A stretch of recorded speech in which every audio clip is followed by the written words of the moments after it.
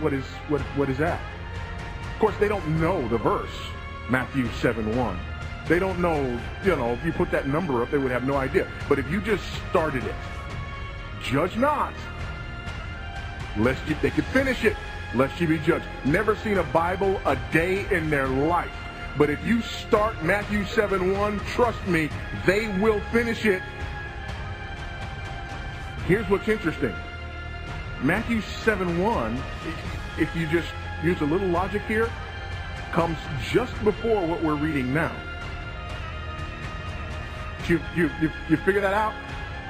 We're in Matthew 7:15, which means Matthew 7:1 just came a very short 14 verses earlier. And those who would manipulate Matthew 7:1 would have you believe this, that basically Jesus said in Matthew 7:1 that you should not judge under any circumstances. Therefore, when we read Matthew 7:15, we have to understand it in the context of not ever judging. Beware, but don't judge.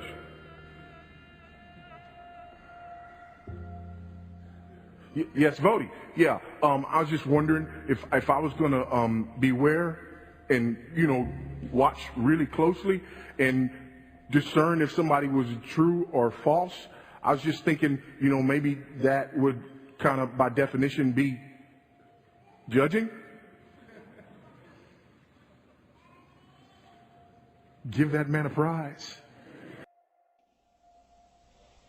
I am here to remind you that Paul the apostle warned of the coming of another gospel which we have not preached. He said there is coming another gospel that's going to preach another Jesus. You'll hear his name. It'll sound sweet, but it's not the Jesus that I preach, Paul said. It's not the true Jesus. Paul goes on, Paul was amazed. He said that you were so removed from him that called you into the grace of Christ to another gospel. Folks, listen to me. There is in the land right now, with thousands of people sitting under another gospel, another Jesus, being preached by ministers who have lost the touch of God and been transformed into angels of light to come and to deceive, if possible, even the elect of God. Paul goes to warn the church. It's really not another gospel, but it's a perversion of the gospel of Christ, which is really not another, Paul said, but there be some that trouble you and pervert or change the gospel of Christ. He said they're going to change it. They're going to accommodate the sinner. They're going to accommodate their pleasures. They're going to accommodate all of their needs, and they're going to design a gospel with their own Christ, with their own doctrine. Then this awful warning from Paul. But though we or an angel from heaven preach any other gospel unto you but that which we preached unto you, let him be accursed. Let him be accursed. Folks, I didn't say that. The Apostle Paul said it.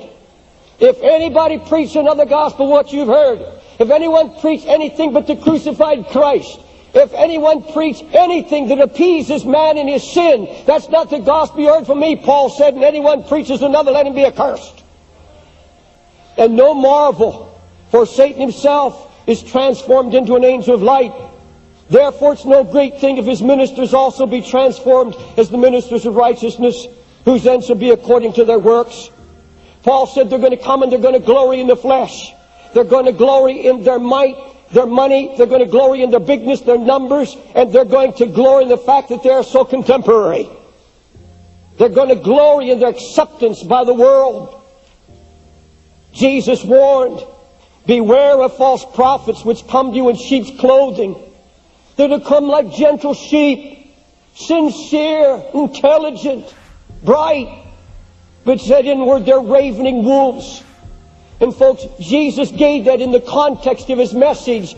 He said, because straight is the gate, narrow is the way, which leadeth to life, and few there be that find it. And the very next verse he says, beware of false prophets. You're going to come in sheep's clothing, but they're ravening wolves. It's Christ himself warning us. False prophets, false pastors, false evangelists, posing as submissive sheep, going to come saying the way is not that narrow. The way is not that straight.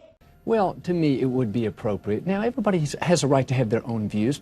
obviously some people feel stronger than I do, but again, I'm trying to reach the biggest, broadest group, and you know, my net may be a little bit wider. When I see somebody that loves the Lord, I try not to exclude them, but to rather include them, and to realize that we all have differences. You know what? We could look at our faith versus the Catholic faith or some other faith.